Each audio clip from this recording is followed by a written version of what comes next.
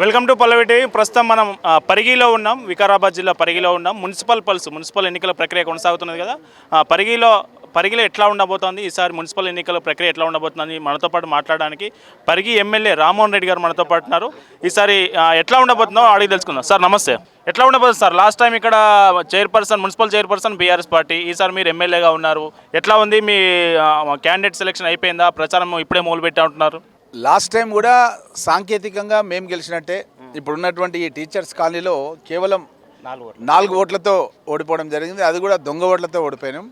అదేవిధంగా కాంట్ కాలనీలో కూడా అంతే. మొత్తం ఒకరికి 3 ఓట్లు, 4 ఓట్లు ఓల్డ్ సీట్లు కూడా ఉన్నాయి కొంతమందికి. అట్లా దొంగ ఓట్లతో వాళ్ళు గెలిచారు. మాకు మొత్తం మీద లాస్ట్ టైం తక్కువ వచ్చిన ఓట్లు ఏంటంటే 32 ఓట్లే. 32 ఓట్స్తో మా మున్సిపాలిటీ పోయింది అపోజిషన్లో ఉండి కూడా. కాబట్టి 3 సీట్లు కోల్పోయినాం. దాని మూలంగా ఆల్రెడీ మనకు అప్పుడు గెలిచిన ఓట్లు ఏంటంటే సీట్లు ఏంటంటే 6 సీట్లు గెలిచినాం. 6, 3, 9. కాబట్టి అప్పుడు మనకు 15 ఉండే. నేను ఇప్పుడు ఎక్స్పాన్షన్ చేసిన 15లోనే 9 మాకు అప్పుడు 8. కాబట్టి ఖచ్చితంగా అప్పుడు కూడా మేము గెలిచినట్టే సాంకేతికంగా నేను ఫీల్ అవుతా. ఎందుకంటే వాళ్ళంతా మోసపూరితమైన విధానాల ద్వారా వాళ్ళు గెలిచారు. ఇప్పుడు పరిస్థితి ఏంటంటే గౌరవ ముఖ్యమంత్రి రేవంత్ రెడ్డి గారు ఇక్కడ నుంచి ప్రాతినిధ్యం వహిస్తూ ముఖ్యమంత్రిగా ఉన్నారు. మా జిల్లా నుంచి నేను జిల్లా అధ్యక్షునిగా 2 పర్యాయాలు పనిచేసినాను. ఇప్పుడు రెండోసారి ఎమ్మెల్యేగా ఉండడమే కాకుండా గత 20 సంవత్సరాల నుంచి ఒక PhD చదివిన డాక్టరేట్ వ్యక్తిని నేను. పరిగి నియోజకవర్గాన్ని ఏ విధంగా అభివృద్ధి చేయాలన్నది ఎన్నో ప్రణాళికలు ఆలోచనలు చేస్తూ పనిచేస్తున్నాను. దురదృష్టవశాత్తు నేను ఎమ్మెల్యేగా ఉన్నప్పుడు గవర్నమెంట్ లేదు. గతంలో 14లో హైదరాబాద్ రంగారెడ్డి జిల్లా నుంచి ఏకైక ఎమ్మెల్యే నేను. ఇప్పుడు సీఎం, నేను, నా కాబోయే కౌన్సిలర్లు కూడా, మున్సిపల్ చైర్పర్సన్ కూడా అంతా కాంగ్రెస్ ఉంటేనే అభివృద్ధి అవుతుందని చెప్పి పరిగి మున్సిపాలిటీ వాళ్ళందరూ కూడా నమ్ముతున్నారు. ఈరోజు ఎక్కడికి వెళ్ళినా సరే నాకు అదే చెప్తున్నారు. ఎందుకంటే ఇక్కడ వేరే పార్టీ మున్సిపాలిటీ గెలిపిస్తే ఏం జరుగుతుంది? ఏం జరగదు. ముఖ్యమంత్రి గారే స్వయంగా 7వ తారీఖు 2 గంటలకు పరిగిలో భారీ బహిరంగ సభ సుల్తాన్పూర్ గ్రామంలో పెట్టినాం.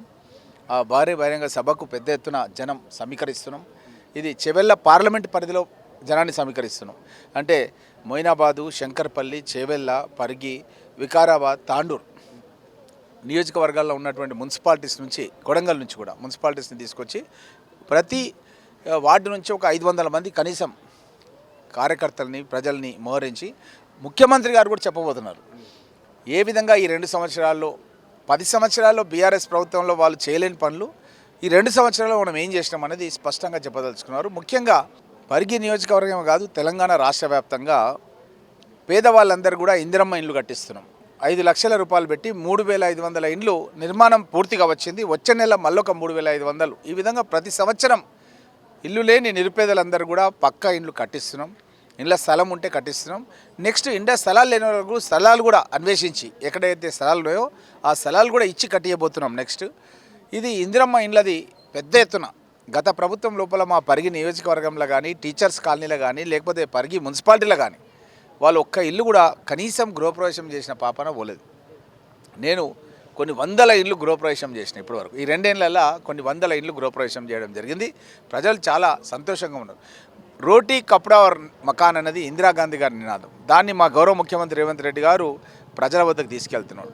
మనకు ఇల్లు ఇవ్వడం, కట్టియడమే కాదు, ఆ ఇంట్లో ఉండేటటువంటి ప్రజలకు ముఖ్యంగా నిత్యావసర సరుకులు వాళ్ళు భోజనం చేయాలంటే ఫైన్ రైస్, సోనా మసూరి బియ్యాన్ని ఒకరికి 30 కిలోల వరకు వాళ్ళకు ఉచితంగా ఇవ్వడం, రేషన్ కార్డ్స్ ఇవ్వడం. గత ప్రభుత్వంలో ఒక్క రేషన్ కార్డు ఇవ్వలేదు. రేషన్ కార్డ్స్ ఇచ్చి వాళ్ళకు ఫైన్ రైస్ ఇచ్చి, అదేవిధంగా ఆ ఇంట్లో ఆ కుటుంబం ఆర్థిక ఇబ్బందులు జరగొద్దంటే కరెంటు కూడా ఉచితంగా ఇవ్వాలనే ఉద్దేశంతో వాళ్ళకు ఉచితంగా కరెంటు కూడా 1,800 రూపాయలు, 200 యూనిట్ల వరకు ఉచిత కరెంటు కూడా ఇవ్వడం జరుగుతుంది.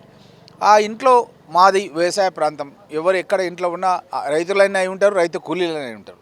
రైతులైతేనేమో 12,000 రూపాయలు ఎకరానికి ఇస్తున్నాం. 3 సార్లు ఇచ్చినాం. ఇప్పుడు ఎన్నికల తర్వాత మరొకసారి ఇవ్వబోతున్నాం.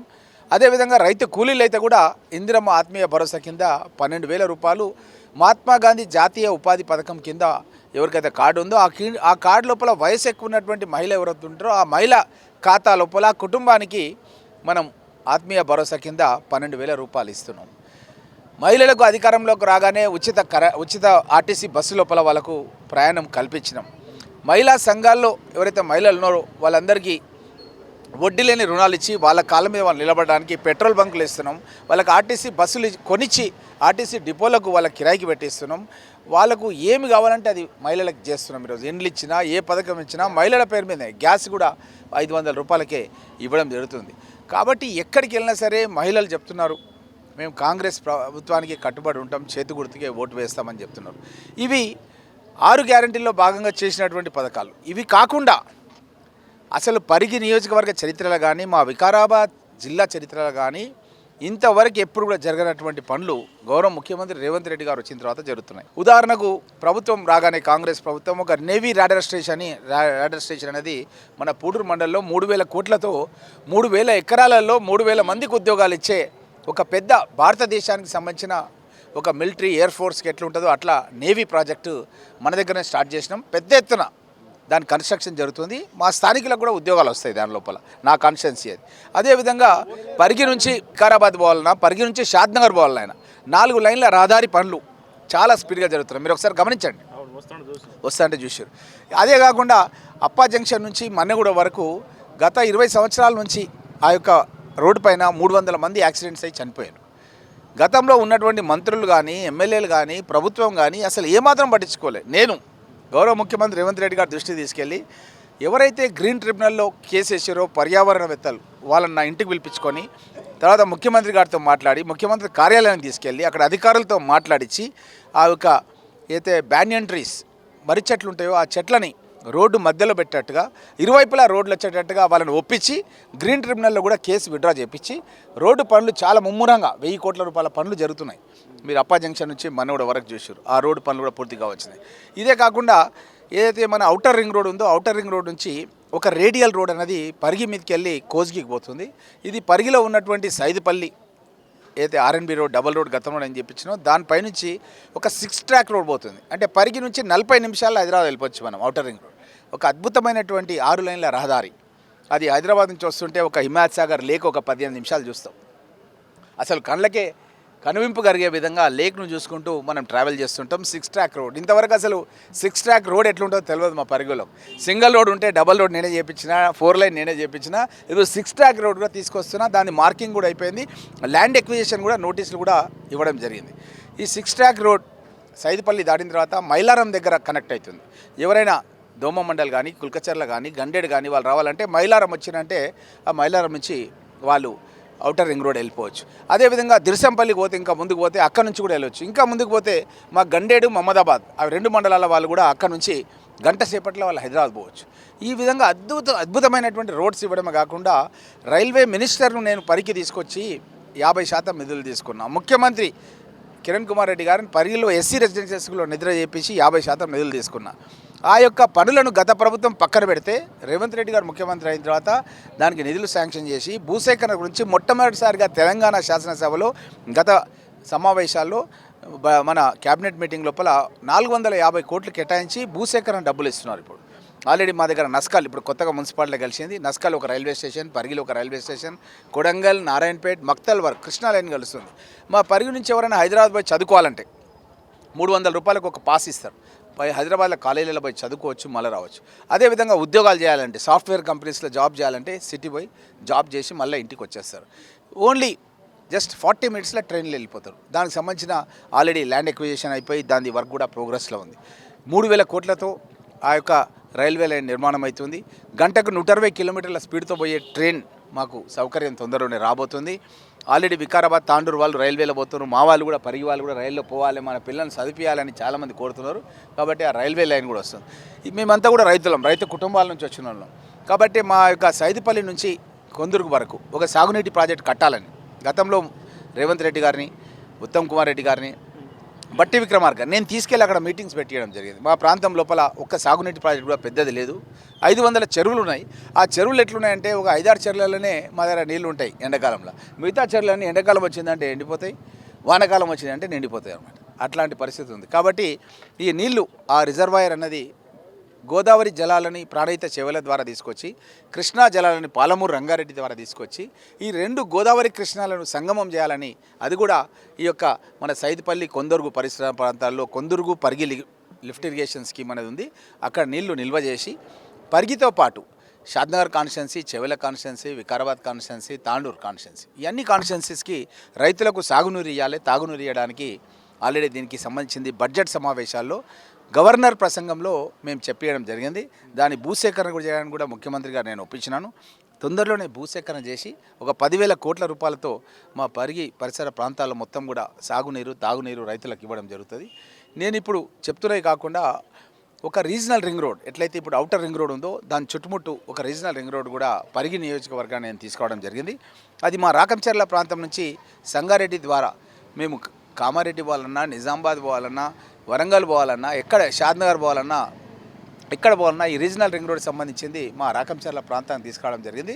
కాబట్టి ఇది తొండపల్లి దాటిన తర్వాత రీజనల్ రింగ్ రోడ్ టచ్ అవుతుంది ఈ రూట్లో పోయే వాళ్ళకు మా యొక్క పరిగి మండలంలో. ఇది పూడూరు మండలంలోనేమో ఈ రాకంచర్ల దగ్గర టచ్ అవుతుంది. 6 లైన్ల రహదారి ఈ యొక్క రీజనల్ రింగ్ రోడ్ 36,000 కోట్ల రూపాయలతో నిర్మాణం చేస్తున్నారు.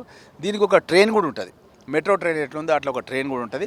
కాబట్టి మా ప్రాంతం నుంచి వేరే జిల్లాలకు పోవాల్సినటువంటి లారీలు కానీ లేకపోతే వ్యక్తులు కానీ వాళ్ళ వెహికల్స్ కానీ కార్లు కానీ పోవాలంటే హైదరాబాద్ పోకుండానే మనం జిల్లాలకు పోవడానికి వీలవుతుంది. ఈ 36,000 కోట్ల రూపాయలు. ఇప్పుడు నేను మీకు చెప్తున్నటువంటి పథకాల యొక్క మొత్తం విలువ 60,000 కోట్ల రూపాయలు. నవ్వుతో నా భవిష్యత్ అంటారు కదా, అట్లా భవిష్యత్తులో కూడా చేయడానికి పనికి ఏం లేదు, గతంలో కూడా చేసింది కూడా ఏం లేదు. మా ప్రాంతానికి లేదు, వికారాబాద్, తాండూరు, కొడంగల్ ప్రాంతాలకి అట్లాంటి నిధులు మా ప్రాంతానికి తీసుకొచ్చి మా ప్రాంతాన్ని సస్యశ్యామలం చేసుకొని మా ప్రాంతంలో ఉన్న ప్రజలు అన్ని విధాల అభివృద్ధిలోకి వచ్చే విధంగా వాళ్ళ పిల్లల్ని బాగా చదివించడానికి యంగ్ ఇండియా ఇంటర్నేషనల్ స్కూల్ అని మా పరిగి పట్టణానికి దగ్గరలో 200 కోట్ల రూపాయలతో నిర్మాణం స్టార్ట్ అయింది.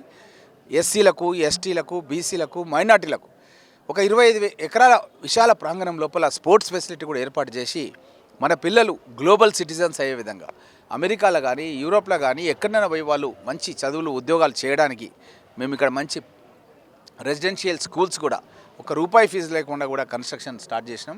కాబట్టి ఇంత పెద్ద ఎత్తున అద్భుత అభివృద్ధి చెందుతున్న సందర్భం లోపల పరిగి మున్సిపాలిటీలో 18కి 18 నేను చిన్న మున్సిపాలిటీ ఉంటే నేనే ప్రభుత్వంలో ఉన్నా కాబట్టి సయ్యద్ మల్కాపూర్ అనేది పరిలో కల్పించిన, నస్కల్ అనేది పరిలో కల్పించిన, సుల్తాన్పూర్ అనే గ్రామ పంచాయతీ పరిలో కల్పించిన, ఇవన్నీ కూడా కలిపి పరిగిని బిగ్ పరిగి రుక్కంపల్లి కూడా పరిలో కలిసింది. కాబట్టి ఇప్పుడు 18 మనకు వార్డు సభ్యులు రాబోతున్నారు. కాబట్టి పెద్ద ఎత్తున ఈ అభివృద్ధిని చూసి ప్రజలంతా కూడా కాంగ్రెస్కే పట్టం కడతారు. ముఖ్యమంత్రి గారు కూడా 7వ తారీఖు రోజు 2 గంటలకు భారీ బహిరంగ సభ పెట్టినాం పరిగి లోపల. కాబట్టి ఆ బహిరంగ సభలో కూడా ప్రజలకు మేము చేసింది ఏంది, చేయబోయేది ఏంది, ఒక 1000 కోట్ల రూపాయలతో 400 kV సబ్స్టేషన్ అనేది మా జిల్లాలోనే మొట్టమొదట పరిలో నేనే పెట్టించిన. అదేవిధంగా 220 kV ఇనాగ్రేషన్ కూడా నేనే చేయించిన. 33/11 12 సబ్స్టేషన్స్ గౌరవ ఉప ముఖ్యమంత్రి బట్టి విక్రమార్క గారు ఒక 2 నెలల కింద వచ్చి ఫౌండేషన్ వేసిపోయిండు, ఇనాగ్రేషన్ చేసిపోయిండు.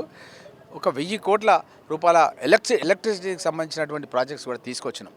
కాబట్టి ఇంత పెద్ద ఎత్తున electricity, irrigation, national highways, state highways, Panchayati Raj roads, ప్రతి పల్లెల్లో కూడా మహిళలకు మహిళా సంఘాలు కట్టిస్తున్నాం. ప్రతి పల్లెలో ఎవ్రీ విలేజ్లో ఒక మహిళా సంఘానికి బిల్డింగు, మహిళలు పనిచేసుకోవడానికి ఒక వర్క్ షెడ్, పాఠశాలలకు కాంపౌండ్ వాల్స్, ఇవన్నీ కూడా దగ్గర 20 కోట్ల రూపాయలతో నియోజకవర్గం మొత్తం జరుగుతున్నాయి. ఇట్లా ప్రతి కాన్స్టిట్యున్సీలకు కూడా జరుగుతున్నాయి. ఈరోజు గౌరవ ముఖ్యమంత్రి రేవంత్ రెడ్డి గారు విదేశాలకు వెళ్ళి లక్షల కోట్ల పెట్టుబడులు తీసుకొచ్చి విదేశీ పారిశ్రామికవేత్తలను మా పరిగి మండలంలో, దోమ మండలంలో, పక్కన ఉన్నటువంటి బొమ్రాస్పేట్ మండలంలో పెద్ద ఇండస్ట్రీస్ ఏర్పాటు చేసి, పొల్యూషన్ లేని ఇండస్ట్రీస్ ఏర్పాటు చేసి నిరుద్యోగ యువకులకు ఉద్యోగ అవకాశాలు, యువతకు కూడా మహిళలకు కూడా ఉద్యోగ అవకాశాలు కల్పించి వాళ్ళు కూడా బస్సెస్లలో తీసుకుపోయి వాళ్ళని వర్క్ చేయించుకొని మళ్ళీ ఈవినింగ్ కల్లా ఇంటికి డ్రాప్ చేసే విధంగా వాళ్ళ యొక్క ఆర్థిక సామర్థ్యం అనేది పెరిగే విధంగా ప్రభుత్వం పనిచేయడం అనేది ప్రజలంతా కూడా చాలా సంతోషంగా ఉన్నారన్న విషయాన్ని తెలియజేస్తాం. సార్, ఈ కేసీఆర్ ఫోన్ ట్యాపింగ్ సంబంధించి నోటీసులు ఏదైతే విచారణ ఉందో దీనికి సంబంధించి రాష్ట్ర వ్యాప్తంగా నిరసనలు జరుగుతూ ఉన్నాయి, ఆందోళనలు జరుగుతూ ఉన్నాయి, దిష్టిబొమ్మల దహనం జరుగుతూ ఉంది. దీని మీద మీరు కామెంట్ ఏంటి? చాలా దారుణమైనటువంటి చర్య.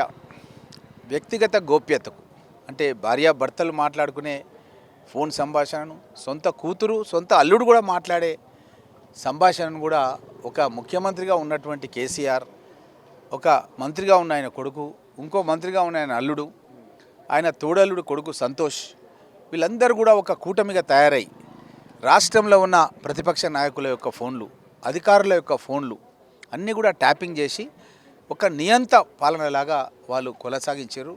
అందుమూలంగానే ఈ సిట్ అనేది విచారణ చేసి వాళ్ళ దగ్గర నుంచి వ్యక్తిగతంగా అధికారుల దగ్గర నుంచి, రాజకీయ నాయకుల దగ్గర నుంచి అన్నిటి కూడా వాళ్ళ దగ్గర నుంచి రిపోర్ట్స్ తీసుకొని వాళ్ళని ఎంక్వైరీ చేసి వాళ్ళను దోషులుగా తప్పకుండా తేల్చడం జరుగుతుంది. ఎందుకంటే ఎవరి వ్యక్తిగత గోప్యతను కూడా ఎవరు కూడా భంగం కలిగించడానికి ఎలాంటి పవర్స్ లేవు.